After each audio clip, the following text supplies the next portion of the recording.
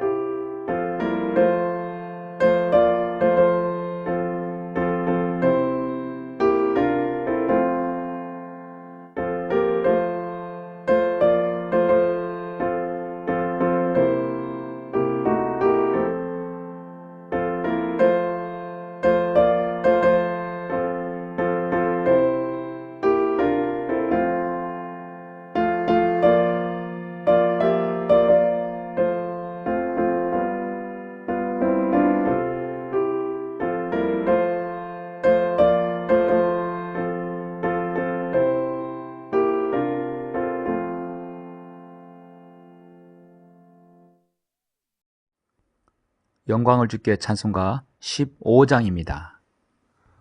영광을 주께 찬송가 15장입니다.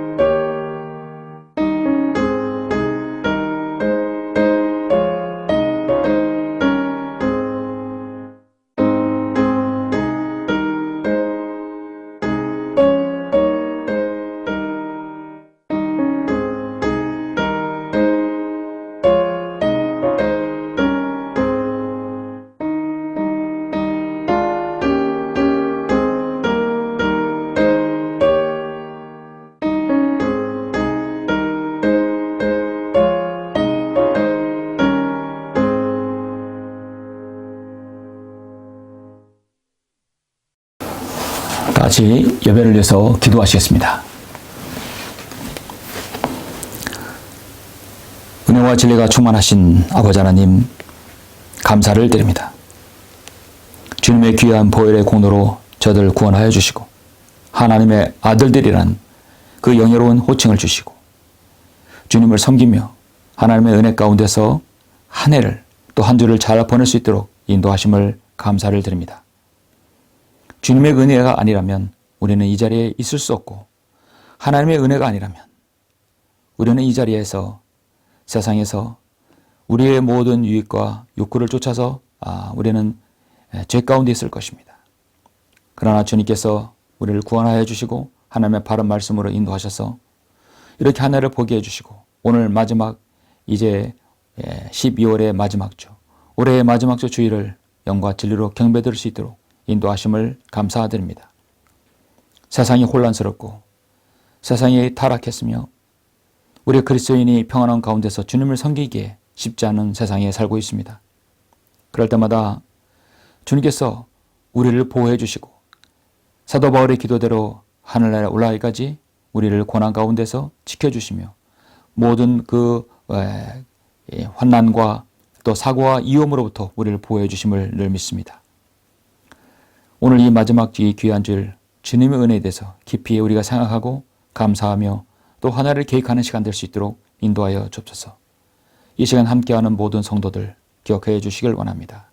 가정에서, 개인적으로, 사무실에서 어떤 형태로도 기도하는 또 함께 경배드리는 소중한 성도들 일일이 기도에 응답해 주시고 함께해 주시옵소서. 주 예수 그리스도 이름으로 기도드렸습니다. 아멘. 영광을 주께 찬송가 234장입니다.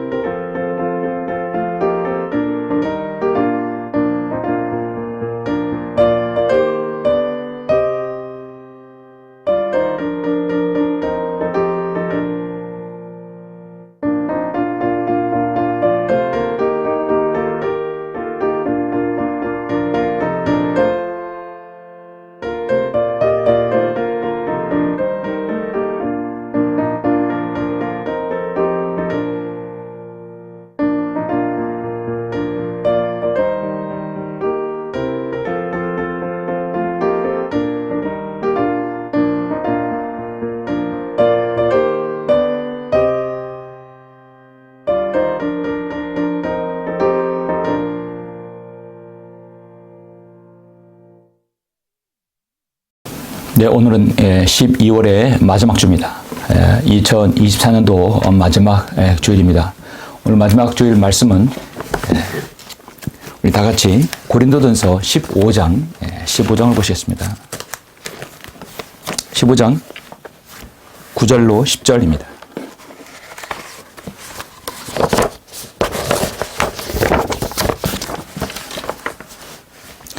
고린도전서 15장 9절, 10절 두 구절을 보도록 하겠습니다.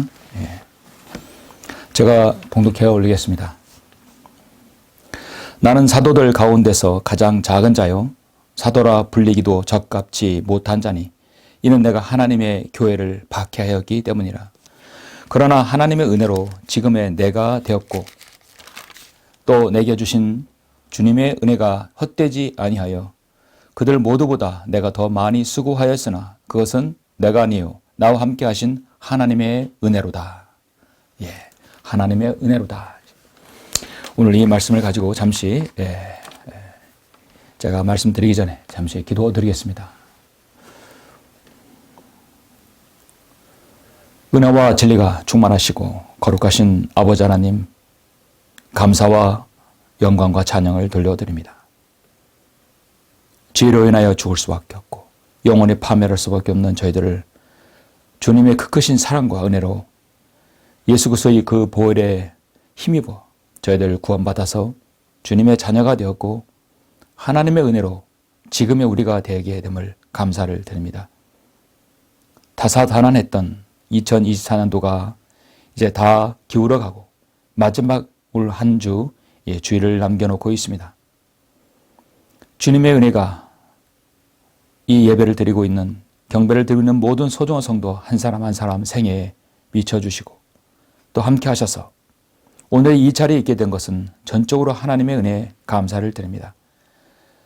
우리가 주님의 그 보혈로 구원받아서 이제 주님의 자녀로 된 저희들 우리가 주님께 기도할 수 있는 특권을 가지고 기도하며 또 우리가 곁길로 갈 때마다 주님의 인도하심과 주님의 보호하심, 주님의 책망이 늘 딴다는 사실 참으로 감사를 드립니다. 바라옵고 원하옵기는 이 마지막 시대에 저희들의 주님의 귀한 은혜를 받은 성도로서 귀한 자녀들로서 합당한 삶 살 수 있도록 인도해 주시고 다가오는 25년도 주님의 뜻이 오면 정말 주님의 재림을 기다리고 소망하는 하나가 되게 해주시며 또 주님의 뜻 가운데서 살고 주님의 섭리 가운데서 주님의 사랑을 받는 하나님의 은혜 가운데 거하는 성도가 될 수 있도록 인도하여 주옵소서. 오늘 하나님의 은혜가 한 해 동안 우리에게 어떻게 비춰졌는지 오늘 우리 자신을 돌아보기를 원합니다.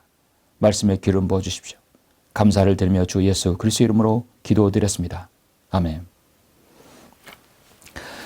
오늘 말씀의 제목은 은혜 위에 은혜로다. 은혜 위에 은혜로다라는 말씀으로 잠시 말씀을 전하겠습니다. 은혜 위에 은혜라는 이 단어는 요한복음 1장 이렇게 16절에서 한 번 나오는 단어죠. 우리 모두가 그의 충만한 데서 받았으니 은혜 위에 은혜니라. 저는 그래서 은혜 위에 은혜니라, 은혜 위에 은혜로다. 이렇게 말씀의 제목을 붙였습니다. 제가 기도했다시피 여러분도 아시다시피 오늘은 24년도의 마지막 주일입니다. 이제 오늘이 지나면 이틀만 남겨놓고 있습니다. 이렇게 하나님의 은혜로 함께 경배 드릴 수 있도록 인도하신 주님께 감사를 우린 드리지 않을 수 없습니다. 오늘 마지막 주일의 설교는 은혜입니다. 지금 이 자리에 여러분이 서 있고 또 여러분이 함께 경배 드리고 이 말씀을 함께 여러분 공유한다는 것 한마디로 하나님의 은혜이지요. 은혜라는 말은 오늘날 교회에서 가장 많이 사용하는 말 중에 하나입니다. 은혜라는 말 싫어할 사람이 있겠습니까? 거저 받는 것인데 자격 없이 받는 것인데 싫어할 사람은 없습니다. 하나님께서 죄인들을 대하실 때 선하심을 대하시는 하나님의 속성의 하나입니다. 성경은 은혜라는 말씀을 구원과 연관해서 아주 많이 사용했습니다. 은혜로 값없이 의롭다 하심을 받아서 우리가 구원의 길이 열렸다고 로마서 3장 24절에서 말씀하죠. 그래서 예수 안에 있는 구속을 통하여 그의 은혜로 값없이 의롭게 되었습니다. 그 위대한 구원, 그 구속을 아무런 대가 없이 우리가 대가 없이 받았다는 거죠. 사실은 예수님께서 이미 갈보리 십자가에서 큰 대가를 치르셨기 때문에 받은 것이라 할 수 있죠. 그러므로 예수님의 그 보혈의 공로 없이는 은혜란 말은 우리에게 통용되지 않습니다. 영국의 빅토리아 여왕의 아버지 켄트 공작이 있었어요. 그는 독실한 크리스찬이었습니다. 켄트 공작의 임종시에 의사와 많은 대신들이 그의 공작을 이루하기 위해서 모여 공작의 위대한 정치적인 공적을 열거하며 공작의 사후는 확실하게 보장되어 있을 것이라고 말하였습니다. 그 말을 들은 공작은 이렇게 말합니다. 내가 구원을 얻은 것은 공작 때문이 아니라 죄인이기 때문이요 라고 말을 했다고 합니다. 참으로 훌륭한 그리스도인이죠. 자신의 정치적인 어떤 치적을 내세우는 것보다도 나는 한낱 죄인에 불과했다. 거기에서 은혜가 나왔다는 것이죠. 우리가 하나님의 은혜를 받은 것은 우리가 뭐가 잘나고 훌륭해서가 아닙니다. 우리가 한 죄인이란 사실, 그것 때문에 우리가 구원을 받은 것이죠. 우리가 값없이 은혜로 구원을 받았습니다. 구원, 너무나 소중한 것입니다. 우리는 여러분 구원을 얻기 위해서 어떤 노력을 여러분 하였습니까? 저 여러분은 어떤 노력을 하지 않았고 오직 값없는 하나님의 은혜로 구원받은 것입니다. 이 구원과 은혜는 그래서 뗄 수가 없습니다. 인도에서는 구원을 얻기 위해서 사실 그 구원도 가짜 구원이지만 그 구원을 얻기 위해서 그 찌는 듯한 태양 아래 햇빛 아래서 못이 박힌 널판지 위에 누워 있는 것이 그렇게 고향하면 구원받는다고 생각하는 사람이 그렇게 합니다. 일생을 벙어리로 살 것을 서약하는 사람, 그렇게 결코 말하지 않는 사람이 있습니다. 일생을 한 팔을 들어 올려서 결코 내리지 않는 사람도 있습니다. 결국 죽기 직전에는 이 팔이 굳어져서 내려가지 않는 사람이죠. 일생 동안 잠을 자지 않는 사람, 평생 동안 앉아서만 생활하는 사람, 어떤 자신의 그 고행을 통해서 무엇인가를 얻고자 하는 것이죠. 가장 불쌍한 사람들입니다. 수백 킬로나 되는 곳을 기어서 순례 여행을 하기도 하고 겐지스강의 그 오염된 물에 목욕을 해야 한다고 생각하는 사람이 있습니다. 이렇게 구원을 위해서 어떤 행위를, 이런 많은 종교들이 결국 행위를 가르칩니다. 불교든 가톨릭이든 힌두교든 오늘날 현대 종교들은 항상 그 구원, 그 가짜 구원을 위해서라도 그들은 결국 가짜 구원이지만 행위를 강조합니다. 많은 사람들이 행위의 종교를 선호하며 따라갑니다. 왜일까요? 왜냐하면 자신의 공적이 아니라 자신의 어떤 고행과 노력을 통해서 무엇이라도 내가 해야만이 얻을 수 있다고 생각하는 거죠. 그러나 우리의 이대한 구원은, 주님의 이대한 구원은 인간의 더러운 걸레와 같은 그런 의의를 요구하지 않습니다. 왜냐하면 쉽게 말해서 걸레는 빨아도 걸레인 것이죠. 그렇기 때문인 것입니다. 죄인이 하는 어떤 의로운 행위는 하나님 앞에 절대 의롭다고 선언하지 않습니다. 인간의 오히려 그런 행위들은 사람들에게 사슬로 올가매어서 평생을 고통으로 몰아넣습니다. 하나님의 은혜를 묵살하는 것이죠. 그래서 이 땅에서 종교 행위는 하나님의 은혜를 완전히 거절하는 것입니다. 성경은 구원인 행위가 아니라 구원자이신 예수 그리스도를 믿음으로 값없이 의롭다 하심을 얻는다고 확언합니다. 은혜로 의롭다 함을 얻고 상속자가 되었다고 하죠. 로마서 4장 16절에 보시면 그러므로 상속자가 되는 것은 은혜를 따라 되기 위해서는 믿음으로 되거니와 마침내 그 약속을 모든 씨에게 확고히 하려 함이며 율법에 속한 자들뿐만 아니라 아브라함의 믿음에 속한 자들에게느니라. 그는 우리 모두의 아비라 했습니다. 오늘 저는 그런 은혜에 관한 말씀을 그래도 우리는 역시 뭐니 해도 사도 바울의 복음 서신, 사도 바울의 서신에서 빼놓을 수 없죠. 은혜라는 말은 성경에서 창세기부터 계시록까지 광범위하게 퍼져 있습니다. 그러나 우리가 이 땅에서 마지막 시대를 살고 사도 바울의 서신의 교리를 우리가 받아들이고 믿는 입장에서 보면 사도 바울의 그 고백을 우리가 한번 봐야 될 것 같습니다. 그래서 본문은 고린도전서 15장을 제가 선택했습니다. 이 15장의 본문은 사도 바울이 현재 처해진 자신의 사명과 사역들 결코 불평하지 않습니다. 감사함으로 하나님의 은혜를 입은 사도 바울의 진심 어린 신앙의 고백입니다. 아시다시피 고린도전서는 책망서신입니다. 고린도 후서도 책망보다는 이루가 있죠.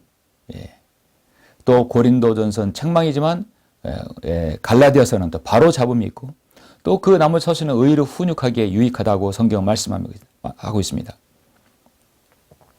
사도 바울은 자신의 과거에 어떤 삶을 살았는지 그는 충분히 여러 곳에서 사도행전과 여러 곳에서 고백합니다. 오늘 본문 말씀에서 뭐라고 합니까? 사도 바울은 나는 사도들 가운데 가장 작은 자요. 사도라 불리기도 나는 적합하지 못한 자다. 나는 내가 하나님의 교회를 박해했기 때문이라. 그가 사도행전 9장에서 하나님의 교회를 어떻게 박해했고 가정을 파괴했고 많은 그리스도인을 잡아서 고통 속에 몰아넣은 그러한 사람이었습니다. 그가 어떻게 됐습니까? 이제 하나님을 위해서 예수 그리스도를 위해서 죽는 사람이 됐던 것이죠. 그러나 나는 교회를 박해하였지만 그러나 하나님의 은혜로 지금의 내가 되었고 나는 이렇게 살았지만 여러분의 지금의 현재의 상태는 어떻습니까? 그러나 지금의 내가 하나님의 은혜로 되었다 하는 거죠. 이런 고백이 사도 바울뿐만 아니라 여러분의 고백이 되기를 원합니다. 하나님의 은혜로 지금의 내가 되었고 여러분이 있는 장소와 여러분의 있는 현실 하나님의 은혜라고 여러분 고백하십니까? 하나님의 은혜로 지금의 내가 되었고 또 내게 주신 그분의 은혜가 헛되지 아니하여 그들 모두보다 내가 더 많이 수고했으나 그것은 내가 아니요 나와 함께 하나님의 은혜로다. 수고하고 모든 것을 공적을 받아야 되겠지만 그건 내가 아니다. 나와 함께 하신 하나님의 은혜로다. 역시 사도 바울 같은 말씀이죠. 여러분 자신의 신앙의 온도계로 첫째는 우리가 이제 기도로 감지할 수 있고요. 또 하나는 하나님의 은혜가 얼마나 그 사람에게 있는가를 알 수 있습니다. 결국 겸손한 자에게 하나님께서 은혜를 주신다겠죠. 그리고 겸손과 기도는 그 사람의 신앙의 온도계로 측정할 수 있습니다. 기도가 식으면 믿음의 온도계에 내려가고 은혜가 감사가 되고 불평이 되면 그 사람의 신앙의 열정이 식어지는 것이죠. 우리는 흔히 은혜를 자격이 없는 자에게 공짜로 거저 내려주는 하나님의 호의다라는 어떤 사전적인 이렇게 우리가 정의를 내립니다. 그래서 우리는 은혜는 처음부터 한 사람이 행한 일에 대한 대가, 싹이나 보상, 결과의 뜻이 아니라는 것이죠. 여러분은 오늘 은혜에 대해서 말씀을 들으실 때 잘 아시지만 자비와 은혜는 구별을 할 수 있어야 합니다. 자비는 어떤 죄에 대해서 용서하는 것이고 사하는 것이죠. 피고가 판사에게 선고를 받을 때 판사에게 할 수 있는 유일한 말은 나에게 은혜를 베풀어 달라는 것을 그런 말은 하지 않아야 됩니다. 은혜는 그것이 해당하지 않습니다. 판사에게는 자비를 베풀어 달라고 해야 되는 것이죠. 자비는 어떤 죄에 대해서 용서를 받는 것입니다. 그리고 은혜는요, 용서받는 것이 아니라 은혜는 무엇을 받는 것이에요. 거저 받는 것입니다. 받을 수 없는 자격이 없어요. 자격이 없어요. 어떤 것도 받을 수 없는 자격이 없는 사람에게 그냥 대가를 바라지 않고 주는 것입니다. 우리가 이 땅에 사는 것은 하나님의 자비와 은혜라고 결론 지을 수 있죠. 우리 모든 죄가들이 일일이 열거되어서 하나님 앞에 기억되어 가지고 그것이 모두 실행된다면, 집행이 된다면 이 땅에서는 살아남을 수 있는 사람이 단 하나도 없을 것입니다. 그래서 우리는 하나님의 자비와 하나님의 은혜로 지금 우리가 살고 있는 것입니다. 그래서 우리 그리스도인은 은혜를 베풀고는 그것을 결코 기억하지 말고 은혜를 받으면 그것을 결코 잊지 말라는 말이 있습니다. 누구로부터 은혜를 받았다면 잊지 말아야 되고 누구에게 은혜를 줬다면 그것은 기억하지 말아야 된다는 것입니다. 은혜는 어떤 설교자가 이것을 정의 내렸는데 은혜는 그레이스, 이제 영어로는 그레이스죠. G-R-A-C-E. 이것을 하나의 단어로 이렇게 해서 이제 단어로 연장을 시켜서 이어서 말하는데요. G-R-A-C는 G는 God, R은 Rich, 하나님, 또 부유하심, 또 at, 접속사죠. C는 Christ, E는 expensive. 그럼 이것을 열거해서 해석하자면 예수 그리스도를 익스펜시브, 희생시켜서 얻는 하나님의 부유하심이다. 은혜란 단어는 결코 하나님과 예수 그리스도를 뗄래야 뗄 수가 없는 그 용어인 것이죠. 예수 그리스도와 하나님을 제외하고 은혜라는 말은 성립될 수 없다는 것이죠. 부처의 은혜, 마리아의 은혜, 무슨 은혜의 신의 은혜, 이거는 가당치도 않고 이거는 말도 안 되는 것입니다. 예수 그리스도께서 우리를 위해서 십자가의 보혈을 흘려서 주신 하나님의 그 위대하신 부유하심, 사랑과 부유하심이란 단어로 우리가 정리를 할 수 있습니다. 하나님께서는 교회 시대에 이방인들은 우리 죄인들에게 주시는 복음이 바로 하나님의 은혜의 복음이라고 성경은 늘 말씀하고 있죠. 그거는 셀 수 없이 많이 우리는 찾을 수 있습니다. 하나님의 은혜는 구약에도 신약에도 골고루 퍼져 있습니다. 성경에서 첫 번째 어디에서 나올까요? 창세기 6장 8절에서 나옵니다. 그러나 노아는 주의 눈에서 은혜를 찾았더라. 하나님의 눈에서 노아는 은혜를 찾았다고 했어요. 당시 노아가 어떤 시대에 살았습니까? 하나님께 창조하신 모든 만물을 또 이 피조물들 하나님께 감사하고 하나님께 정하신 그 제사를 드려야 되는데 완전히 죄로 가득한 곳에 정말 죄에 창대해진 가운데 살았던 시대입니다. 죄악이 가득하고 만연한 곳입니다. 심판의 때가 가까이 왔습니다. 물의 심판입니다. 그곳에서 유일하게 노아의 가족만이 구원받았죠. 그래서 노아는 거기서 하나님의 은혜를 찾았어요. 노아 가족도 역시 예외는 아니었습니다. 모두도 물로 심판할 때였는데 하나님의 은혜로 방주를 마련하고 방주 안에서 구원받게 되는 것이죠. 매우 이것은 의미심장한 일인 것이죠. 그래서 어떤 단어가 어디에서 처음 나오느냐, 그 첫 언급의 법칙이라고 해서 그 나오는 그 곳이 모든 그 단어를 통칭하는 것에 대변을 해준다는 것이죠. 그 당대의 노아도 하나님의 은혜를 찾았다. 하물며 예수 그리스도의 보혈로 구원받은 여러분과 저는 우리는 눈에서 하나님의 은혜를 왜 찾지 못하겠습니까? 찾아도 너무너무 많이 찾죠. 그래서 우리가 이 고백을 하지 않을 수 없습니다. 그러나 하나님의 은혜로 지금의 내가 되었고 또 내게 주신 그분의 은혜가 헛되지 아니하여 그들 모두보다 내가 더 많이 수고했으나 그것은 내가 아니요 나와 함께 계신 하나님의 은혜로다. 올해 한 해 하나님을 제가 잘 섬기고 칭찬받을 수 있다고 한다면 그것은 내가 아니요 나와 함께 계신 하나님의 은혜로다. 이것이 가장 좋은 고백이라고 할 수 있습니다. 성경에서의 마지막 은혜는 요한계시록 22장 21절에 나오죠. 우리 주 예수 그리스도의 은혜가 너희 모두와 함께 있을지어다. 그래서 은혜는 골고루 퍼져 있습니다. 고린도후서 13장 14절에 보면 주 예수 그리스도의 은혜와 하나님의 사랑과 성령의 교제가 너희 모두와 함께 있을지어다. 한 절에 삼위일체가 다 나오는 구절이죠. 매우 드문 구절입니다. 예수 그리스도는 하나님의 은혜이죠. 이 땅에 탄생한 하나님의 은혜로 할 수 있습니다. 우리 주님께서는 영안에서 강건해지고 지혜로 충만하며 하나님의 은혜가 그 위에 있다라고 누가복음 2장 40절에서 주님의 성장하심에 대해서 말씀하고 있습니다. 하나님의 사역에는 늘 하나님의 은혜가 따라다니는 것이죠.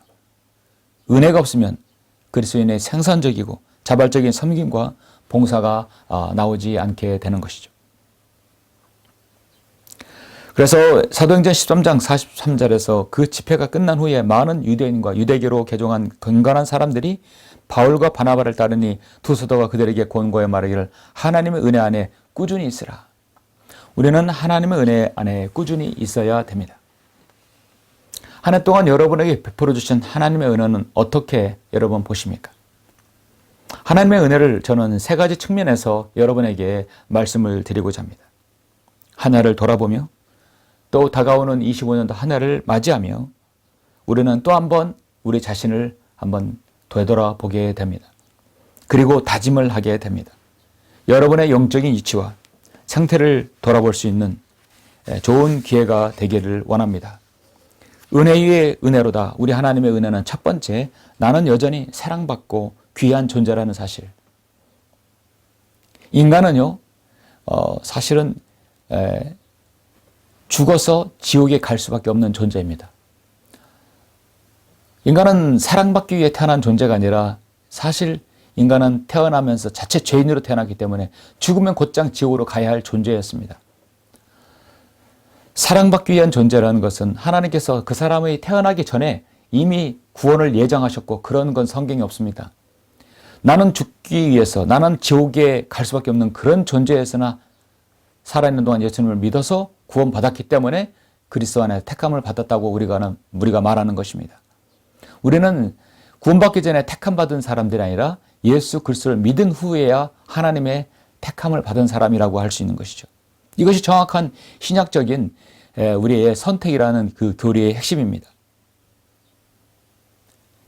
이 시간 주 하나님께서 나를 사랑하시고 나를 쓰시고 계심의 가장 큰 은혜입니다. 우리는 우리 육신에 근거한 이기주의 때문에 참으로 하나님께서 우리를 때론 실망 가운데 보실 수 있습니다. 여러분은 가정에 소금이 다 있죠? 소금의 역할은 뭐죠? 소금은 맛을 내게 해야 됩니다. 소금은 짠 것이죠. 성경에서 누가복음 14장에서 소금은 좋은 것이라 했습니다. 그러나 소금이 그 맛을 잃으면 무엇으로 맛을 내리요? 그렇게 되면 땅에나 태빗더미에도 적합하지 아니하며 사람들이 내다 버리느니라. 들을 귀 있는 자는 들을지어다. 소금이 맛을 잃으면 아무 소용이 없다는 것이죠. 그리스도인이 맛을 잃어버린다는 것은 그 안에 하나님의 은혜가 없어진다는 것이죠. 우리가 쓸모없는 인간이라는 사실, 이보다 더 큰 비극이 어디 있습니까? 제가 그저께 어느 유튜브에서 말하는 그 말을 잠시 들었는데 굉장히 의미심장하는 말이었습니다. 참으로 뇌리에 탁 기억되는 말을 하더라고요. 그 한 정치인이 어떤 그 시사에서 말을 했는데 이런 말을 하더라고요. 원숭이가 나무에서 떨어지면 여전히 원숭이다 하는 거죠. 다시 올라간다 이거죠. 그런데 국회의원에서 한번 낙선이 되면 그런 사람이 아니다. 사람들이 알아주지도 않고 사람 취급을 하지 않는다는 것이죠. 정말 맞는 말 같아요. 한번 국회의원이 되면 또다시 국회의원이 되라고 모든 수단을 동원합니다. 어떻게든 공천을 받으려고 뇌물을 주든지 어떻게든 간에 자신의 치적을 이렇게 두각을 시키는 것이죠. 또다시 당선되어야 또 4년 동안 무엇을 할 수 있기 때문에 그러다가 보통 우리가 국회의원 되다가 안 하면 그 사람의 존재를 잃어버립니다. 사람에게 알려진 존재가 되어서 잊혀진 존재가 된다는 것은요. 그 사람에겐 거의 사형선고 같은 것이죠. 연예인들, 가수들 마찬가지입니다. 사람들에게 잊혀진 사람들이 되면 인기가 사그라지면 공허함만이 남게 되는 것이죠. 우리는 예수 그리스도의 보혈로 구원받은 그리스도인 하나님의 자녀입니다. 여전히 우리는 하나님의 사랑을 받은 존재이고 여전히 귀한 예수 그리스도의 보혈로 구원받은 존재라는 사실, 우리는 잊어서는 안 되는 것이죠. 하나님께서 내가 너를 더 이상 사용할 수 없다. 너는 참 필요 없는 존재가 됐구나 라고 한다면 가장 그리스도인에게는 참 비극이라고 할 수 있습니다. 아직도 내가 너를 쓸만하구나. 아직도 내가 너를 쓸 수 있겠구나. 하나님께서 나를 사용하시고 계심의 가장 큰 은혜입니다. 올해 여러분, 나는 여전히 주님께 사랑받았고 여러분은 하나님의 귀한 존재라는 사실 여러분 인지하십니까? 그렇다면 우리는 갈라디아서 2장 21절 말씀, 나는 하나님의 은혜를 저버릴 수 없나니 만일 의가 율법으로 인하여 온 것이라면 그리스도께서는 헛되이 죽으신 것이라. 우리는 이 땅에 있는 동안 어떠한 경우라도 하나님의 은혜에 보답하는 존재가 되어야 합니다. 하나님의 사랑을 잊고 은혜로 지금 이 자리에 있다면 우리는 쓰임받는 존재가 되어야 되는 것이죠. 그 쓰임받는 존재라는 얘기는 잠시 후에 말씀을 드리겠습니다. 한 해를 돌아보면서 내가 살아야 할 이유, 내가 살아서 하나님의 은혜의 증거가 여러분 되어야 되는 것이죠. 은혜 위에 은혜로다. 우리 하나님의 은혜는 두 번째로 나에게 고난과 역경도 따라온다. 그 은혜 때문에 고난과 역경도 따라올 수 있다는 것이죠. 성경은 하나님을 따르는데 고난에 동참하라고 성경은 말씀하고 있습니다. 거기에는 고난과 역경도 함께 있을 수 있으니까 마다하지 말라는 것입니다. 히브리서 2장 9절 10절에서 이렇게 말씀합니다. 그러나 우리가 죽음의 고난 때문에 천사들보다 조금 낮아지신 예수를 보니 영광과 존귀로 관을 씌우셨도다. 이는 하나님의 은혜로 말미암아 모든 사람을 위하여 죽음을 맛보기 위함이라. 하나님의 은혜로 우리 모두를 위하여 죽음을 맛보기 위해서 갈보 십자가에 질고를 지셨다는 것이죠. 그 무거운 십자가를 지고 골고다 언덕에 올라가셨고, 거기서 주님께서는 조롱과 핍박과 침뱉음과 갖은 모약을 위해서 벌거벗기셔서 양손과 양발에 극악의 최악의 고통을 못 박힘을 당하시고, 그리고 가시관에 머리를 씌우셨습니다.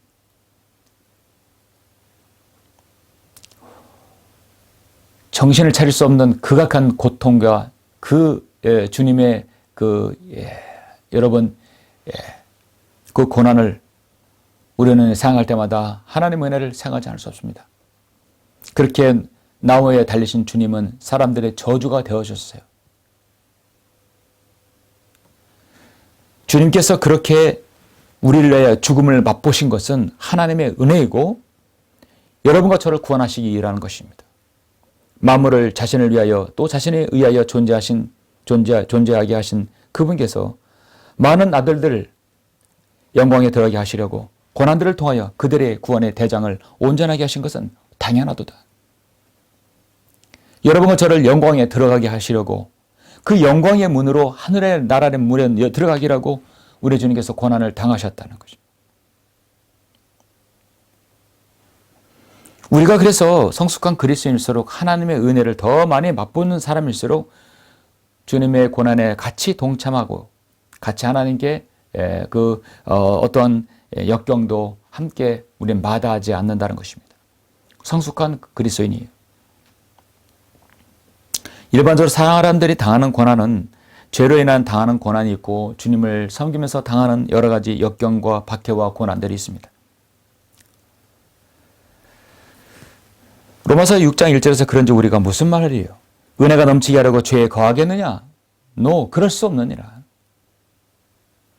고난은 죄로 인한 것일 수 있지만 주님을 섬길 때 당하는 고난도 있다는 것이죠. 역경도 당할 수 있습니다.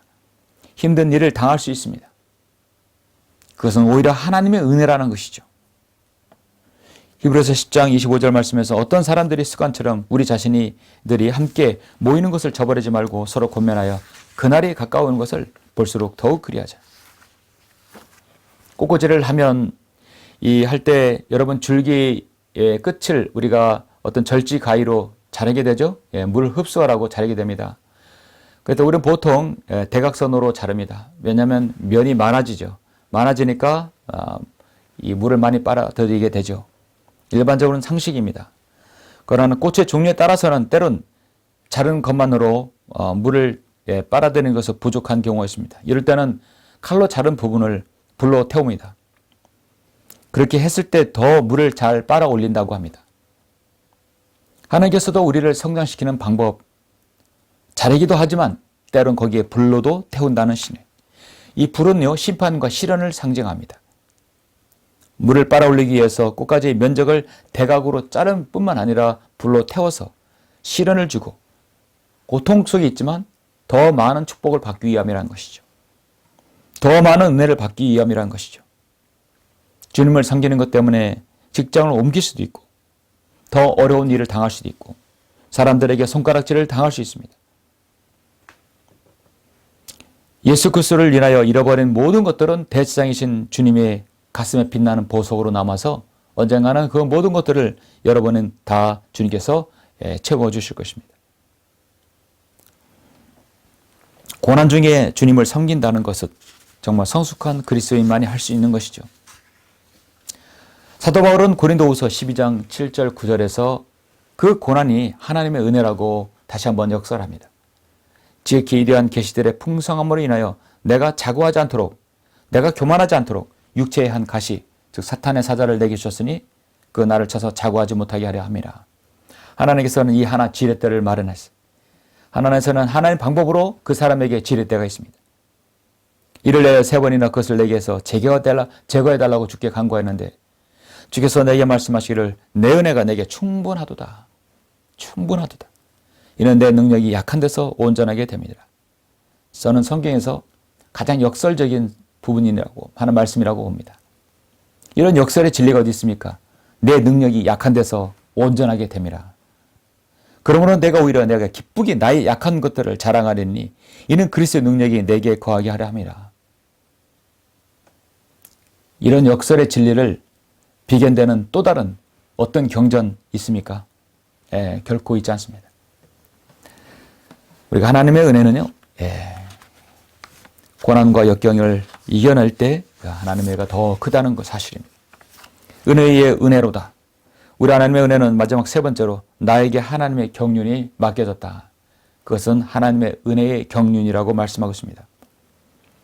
에베소서 3장 1절로 7절을 보시면 이런 까닭에 나 바울은 너희 이방인들을 위하여 예수 그리스도의 죄수가 되었으니 과연 너희를 위하여 내게 주신 하나님의 은혜의 경륜을 너희가 들었을진데 이로써 그분의 능력이 효과적으로 역사하신 대로 내게 주신 하나님의 은혜의 선물을 따라 내가 이 복음의 일꾼이 되어노라. 여기에 나오는 단어는 복음의 일꾼, 하나님의 은혜의 경륜이라는 말이 나옵니다. 여러분이 하나님의 무한하신 은혜로 구원받은 사람이 되었고 귀한 존재가 되었고 어떠한 고난이 있다 하더라도 그것이 내게 주신 하나님의 은혜라고 한다면 내가 기꺼이 받고, 세 번째로는 내가 값없는 예수 그리스도의 은혜를 통하여 구원받았다면 다시 나 자신도 하나님의 은혜의 경륜에 들어가서 복음의 사역에 여러분 이바지할 수 있다는 것이죠. 성경은 히브리서 12장 15절에서 열심히 돌아봐 하나님의 은혜에 미치니 못하는 자가 없도록 하고 쓴뿌리가 나와서 너희를 괴롭게 하거나 혹 그것 때문에 많은 사람이 더럽히지 않도록 하라 했습니다. 열심히 돌아봐 하나님의 은혜에 미치지 못하는 자가 없게 해야 된다고 말씀합니다. 그래서 너는 내 아들아, 너는 그리스도 예수 안에 있는 은혜 가운데 강건하라. 은혜 가운데 강건한 성도가 어떤 성도인가요? 강인한 성령님의 능력으로 마귀의 공격을 이기는 성도도 강건하고요. 바로 복음을 전파할 때입니다. 은혜 안에 강건한 사람은 자신의 구원 받은 것을 다른 사람에게 누군가에게 전달하는 것이죠. 그것이 바로 겸손과 능력 있는 성도의 비결입니다. 그리고 하나님의 경륜에 자신이 들어가는 것이죠. 나 자신이 구원받아서 나 자신도 앞가림도 하기가 힘들어서 힘들게 믿음 상하는 것, 일단 그거까지 좋아요. 그러나 그 이상 하나님의 은혜의 경륜에 따라서 나도 복음 전파의 일꾼이 된다. 더없이 바라는 것입니다. 하나님께서 가장 요구하는 것 중에 하나인 것이 하나님의 그 은혜의 경륜이 곧 끝나갑니다. 우리가 사는 이 은혜의 경륜, 성령님께서 함께 하시는 이 시대는 이제 한계가 있습니다. 성령님께서 우리 그리스도 안에 내주하시는 시대, 마지막 시대입니다. 라오디게인들의 시대에 우리가 곧 끝나가고 있습니다. 우리가 올라가면 더 이상 은혜의 경륜은 끝나게 됩니다. 경륜이 끝나기 전에 여러분과 제가 하나님의 은혜의 경륜 안에 들어오게 된 것이죠. 사도 바울은 사도행전 20장에서 나의 달려갈 길을 기쁨으로 끝마쳤다 했습니다. 내가 주 예수로부터 받은 사역, 곧 하나의 은혜의 복음을 증거하기 위해서라면 이런 일을 전혀 개의칠 뿐만 아니라 나의 생명도 조금 더 아끼지 아니하노라. 우리는 우리의 생명을 아껴야 되겠죠. 주님을 위해서 순교하는 건 고사하고 이 땅에 있는 동안 우리가 복음 전파 사역에 함께 이바지하는 것, 그거 얼마나 기쁜 일입니까? 지금 이 시대는 우리나라는 자유민주주의이기 때문에 복음을 전해서 감옥에 들어간다거나 그런 것은 없습니다. 그러나 그의 경륜이 이 시대에 맡겨졌다면 이 많은 유혹의 시대에 우리가 복음 전파의 증인으로 쓰임 받아야 되겠죠.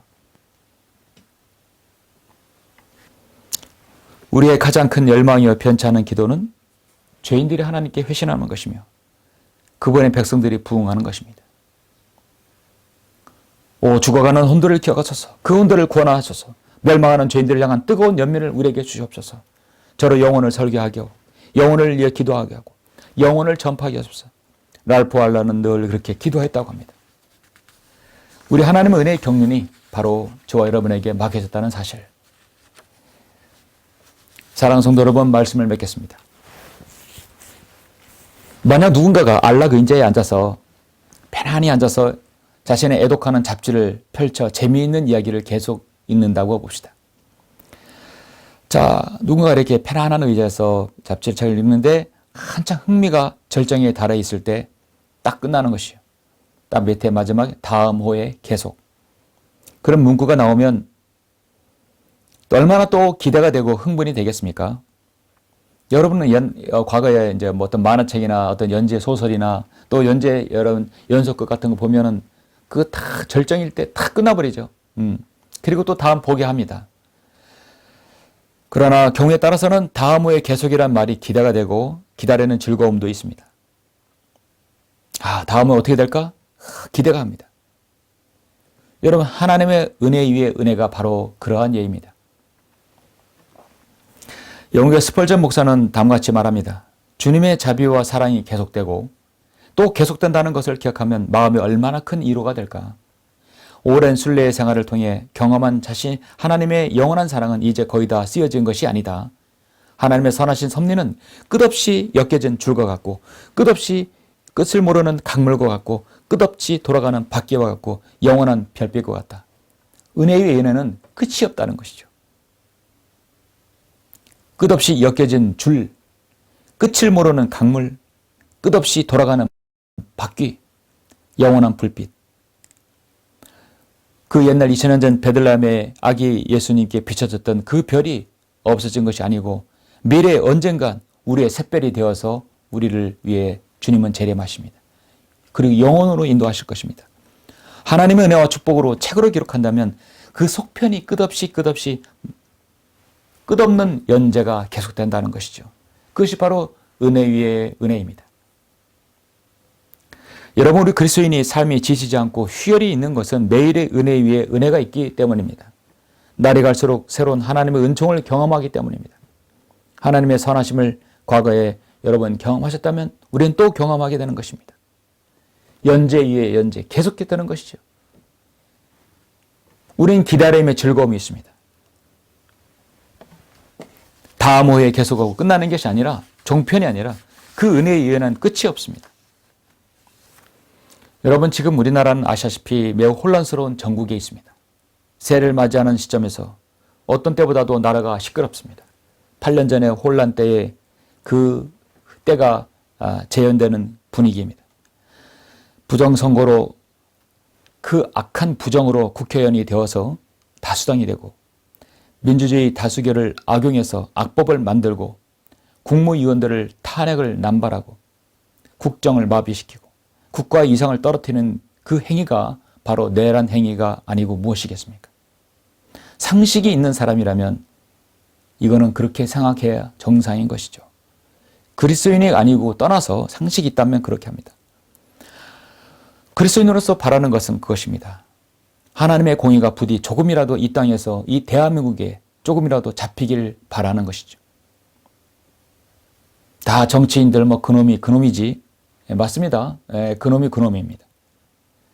근데 누가 그러더라고요. 정치는 더 좋은 사람을 뽑는 것이 아니라 덜 나쁜 사람을 뽑는 것이라고 하더라고요.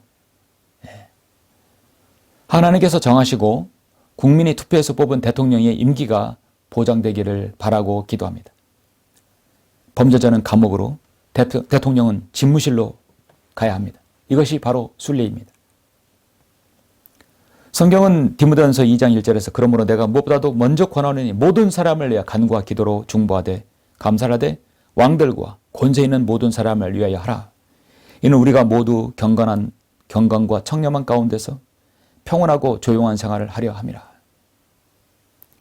정말 우리 주님의 겟세마네 기도가 절실한 때입니다. 우리 주님은 내가 기도하는 것은 아버지께서 그들을 세상에서 데려가시라는 것이 아니었고 그들을 악에서 보호해 주시라는 것이옵니다. 디모데후서 4장 18절 말씀에 주께서는 나를 모든 악한 일에서 구해내시고 우리는 하나님의 은혜 가운데 세상의 모든 악한과 사고와 질병과 재난으로부터 우리를 보호해 주시고 그의 하늘나라에 이르기까지 우리가 올라가기까지 나를 보호하시리니 그 보호 앞에 하나님의 은혜를 붙이세요. 그 악한 일에서 구해내는 걸 앞에다가 여러분 은혜를 붙여보세요. 주님께서 나를 모든 악한 일에서 하나님의 은혜로 구해 주시고 그 하늘나라에 이르기까지 하나님께서 나를 은혜로 보호해 주시고 하나님의 은혜로 영광이 그분께 영원 묵토록 있기를 원하노라. 아멘. 어떤 곳에 다다 여러분의 하나님의 은혜를 붙이면 그 은혜 위에 은혜가 되는 것이죠. 이런 마지막 주일을 맞이하면서 여러분 보내면서 하나님의 은혜가 여러분에게 어떻게 이렇게 깃들었는지 스며들었는지 한번 돌아보시고 감사하는 마지막 한 주가 되었으면 합니다. 기도하시겠습니다.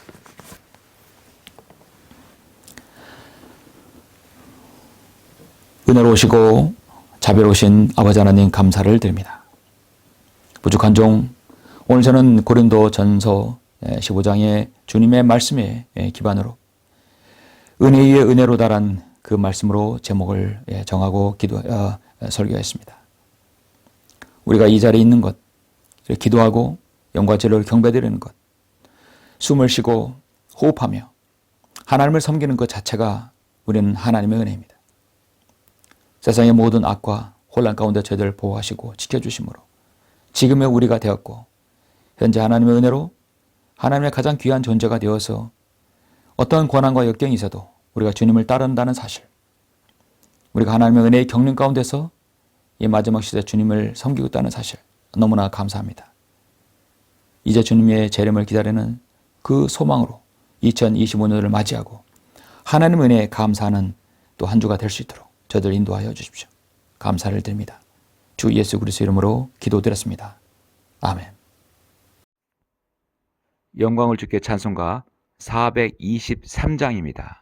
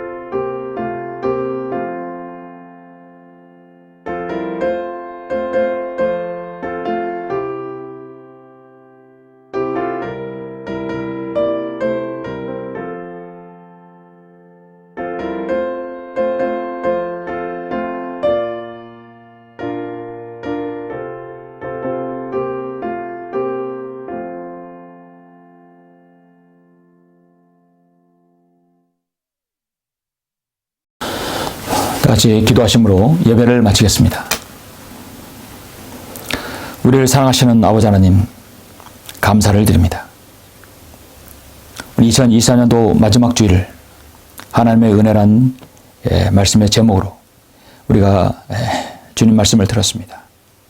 은혜 위에 은혜, 정말 우리에게 베풀어 주신 하나님의 한량없는 그 사랑의 품성, 주님의 그 사랑에 은혜에 감사를 드립니다.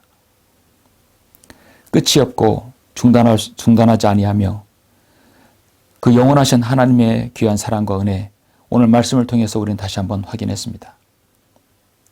죽어 마땅해서 지옥에서 영혼을 보내야 될 저희들을 예수 그리스도의 값진 희생으로 얻은 하나님의 은혜로 받은 구원을 우리가 더욱 소중히 여기고 그 구원을 나뿐만 아니라 다른 사람에게 전할 수 있는 그 사명과 소명을 또 저희들에게 허락해 주심을 감사합니다.